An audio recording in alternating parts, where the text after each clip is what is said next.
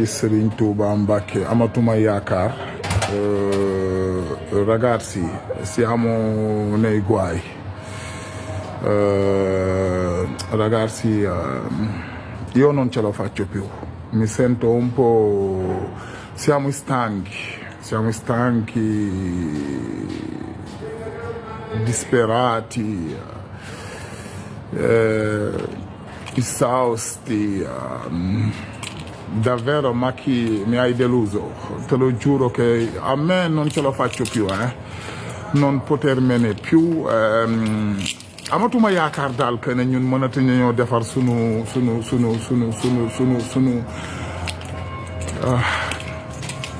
bu ngeen xamoon li may barki Serigne Touba Mbacké douleur bi may sentir actuellement nii non possiamo immaginarla ragazzi. Mi dispiace, veramente mi dispiace ñu am li ñu xeex ba yegg si fii ñu am njiit bu mel nii